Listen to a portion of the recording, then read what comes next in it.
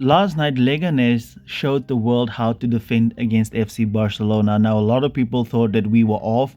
That was not the case. There was actually a lot of tactics that went on in this game, which I'm going to show you guys. But as always, do subscribe to the channel. It's going to help us a lot to get this family to grow. But without wasting any time, let's get right into the video. Leganes were very clever in the way they would press Barcelona in a very narrow 4-5-1 situation where everybody would just defend centrally, and the main goal for them was to apply pressure onto Eric Garcia.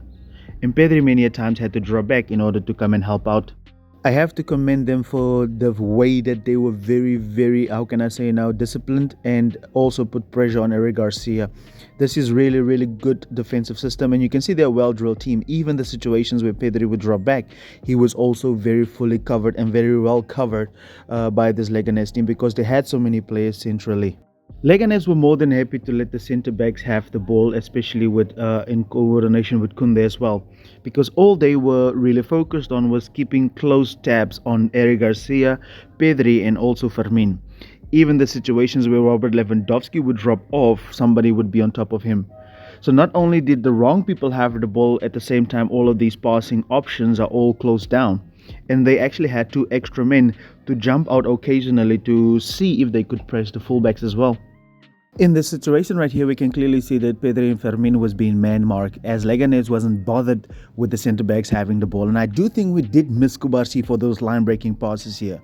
Look at Rafinha when he's dropping, Lewandowski, Fermin, Pedri, all of them, they kept close tabs on them, man-marking them or cutting out the passing lane towards them.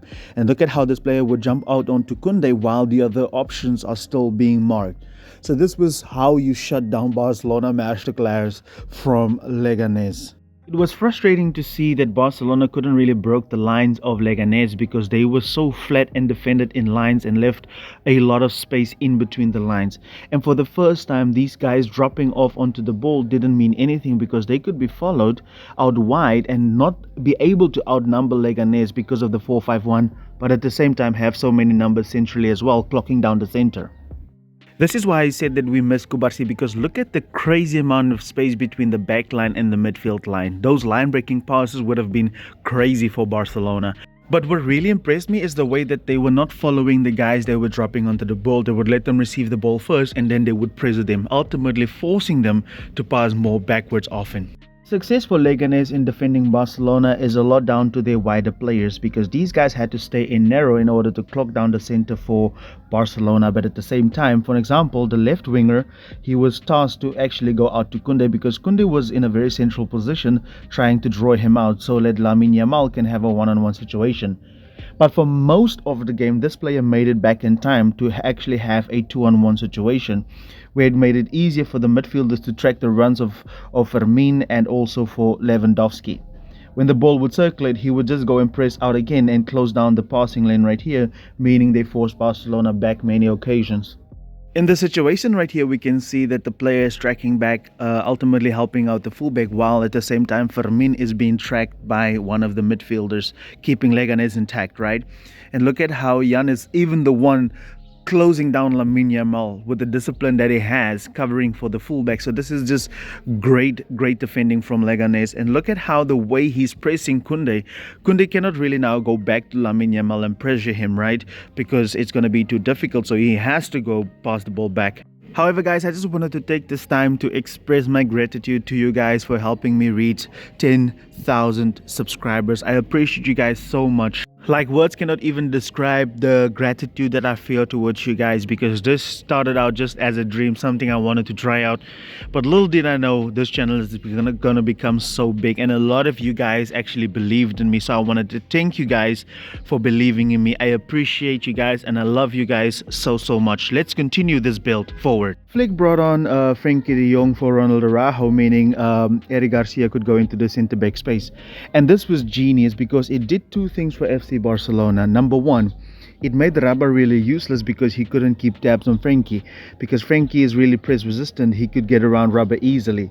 And this would draw other players around, meaning Frenkie could now dribble, and therefore Fermin and Pedri could drop into these spaces actually, and it would mean something, meaning they could drag players away, where Lamine and even Kunde at times coming in here could receive the ball.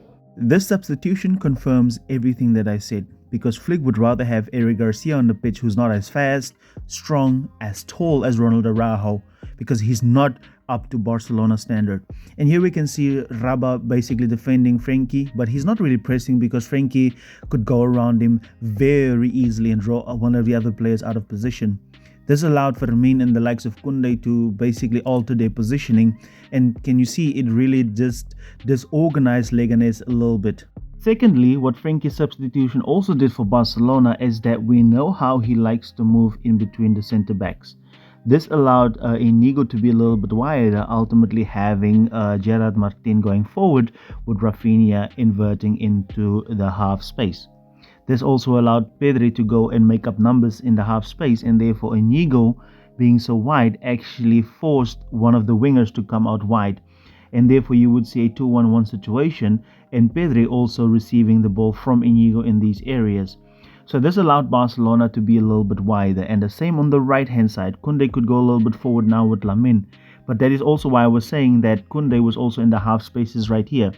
So this actually allowed Barcelona to have some success on the wider areas as well. So Frankie's substitution was just genius from Hansi Flick.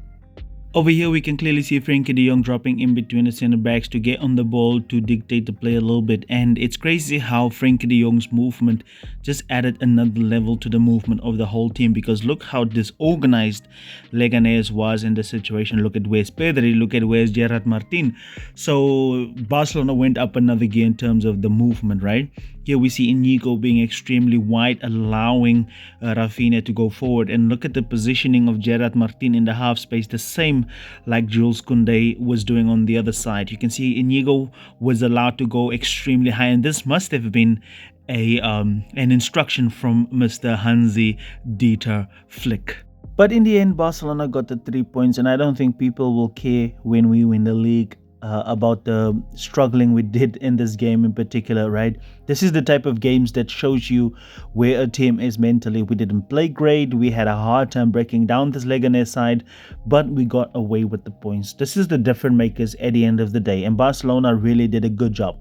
Thank you very much for watching this video, guys. It was lovely talking to you and showing you the tactics of Leganes, but subscribe as always. I will see you in the next one.